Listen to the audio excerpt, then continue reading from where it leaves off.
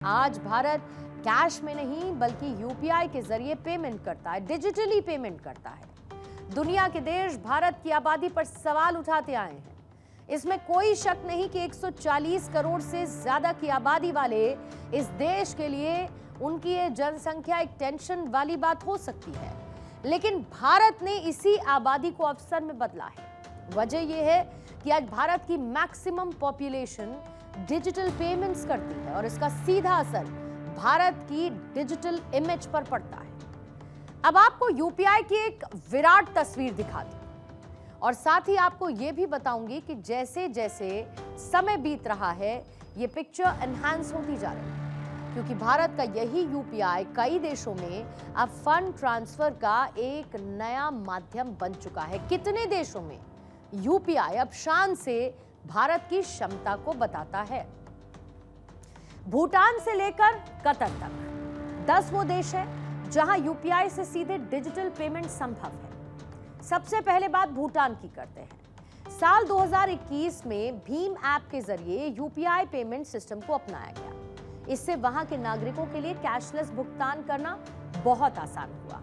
संयुक्त अरब अमीरात यानी यूएई, जहां 2021 से यूपीआई की सुविधा शुरू हो चुकी है, खास तौर पर दुबई मॉल और बाकी बड़े शॉपिंग हब में क्यूआर कोड के माध्यम से यूपीआई पेमेंट को स्वीकार किया जा रहा है। फिर सिंगापुर, साल 2023 पूरे देश में यूपीआई का इस्तेमाल शुरू हुआ। सभी रिटेल स्टोर, बाजार, पर्यटन स्थल पर क्यूआर कोड के माध्यम से यूपीआई से ट्रांजैक्शन करना संभव हुआ।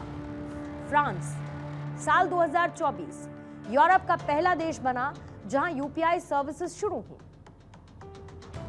पेरिस के विश्व प्रसिद्ध आईफेल टावर पर अब टिकट खरीदने के लिए यूपीआई से पेमेंट किया जा सकता है। मॉरिशस, साल 2024 यूपीआई और साथ ही रुपे कार्ड की सेवाएं लागू हुई हैं और अब मॉरिशस में यूपीआई को एक स्थानीय भुगतान ऑप्शन के रूप में एक्सेप्ट कर लिया गया है। श्रीलंका, साल 2024 यूपीआई की शुरुआत हुई, जिससे दोनों देशों के आर्थिक और व्यावसायिक संबंधों में मजबूती आई है। इसी तरीके से त्रिनिदाद टोबैगो, कतर में भी यूपीआई से पेमेंट हो रहा है। यानी कि अब आप अगर इन देशों में जाते हैं तो आपको कैश की कमी का सामना करना नहीं पड़ेगा। भारत ने ऐसे ओपन प्लेटफॉर्म बनाए जो सबको साथ लेकर चलते हैं। यूपीआई, आधार, डिजी लॉकर, ओएनडीसी, ये हर किसी को मौका दे रहे हैं। यानी platform for all, progress for all. आज भारत में इसका असर हर जगह दिखाई देता है।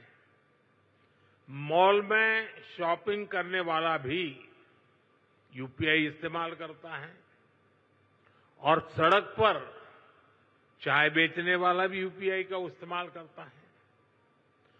फॉर्मल क्रेडिट जो कभी सिर्फ बड़ी कंपनियों को मिलता था, वही अब पीएम स्वनिधि से रेहड़ी ठेले वालों तक पहुंचता है। भारत की यूपीआई स्टोरी ने दुनिया को जीत लिया है। इसकी स्पीड, इसकी रफ्तार ने अमेरिका के एप्पल पे को पानी पिला दिया है, क्योंकि एप्पल पे में पेमेंट करने में जो 30 सेकंड का वक्त लगता है, यूपीआई में वो महज 2 से 5 सेकंड में हो जाता है। यूपीआई 24/7 365 दिन लगातार काम करता है और ये कहना गलत नहीं होगा कि यूपीआई कोई टेक्नोलॉजी नहीं है। ये भारत के 140 करोड़ से ज्यादा लोगों का भरोसा है। साल 2030 तक दुनिया के 50 देशों में यूपीआई को लागू करने का टारगेट भारत ने रखा है और जिस रफ्तार के साथ भारत यूपीआई की दुनिया से जान पहचान करा रहा है, उससे ये कहना आसान है कि साल 2030 से कहीं पहले भारत इस टारगेट को अचीव कर लेगा। समय के साथ साथ भारत ने अपने आप को बदला। दुनिया इतनी तेजी से नहीं बदल रही जितनी तेजी से भारत आधुनिकता की तरफ बढ़ रहा है। भारत न सिर्फ आज सुपर पावर देशों की कतार में आ खड़ा हुआ, बल्कि वो कई देशों को टक्कर दे रहा है, क्योंकि भारत की अर्थव्यवस्था इसी का सबसे बड़ा एग्जाम्पल है, जो तेजी से बढ़ रही है, नए नए कीर्तिमान रच रही है और जिसने ग्रोथ लेवल 8.2 का हासिल कर लिया है। एक आम इंसान की जिंदगी कैसे आसान की जाए, भारत की तकनीक इसी की तरफ आगे बढ़ रही है। यानी आज हर एक रेहड़ी पटरी वाले के पास, हर एक ठेले वाले के पास वो QR कोड है। किराना से लेकर दवाई की दुकान तक आप घर पर बैठे बैठे पेमेंट करते हुए सामान को मंगवा सकते हैं। ये भारत की ग्रास रूट लेवल की सक्सेस स्टोरी को बताता है। कुल मिलाकर भारत ने पेमेंट का एक भविष्य लिख दिया है, स्वर्णिम भविष्य।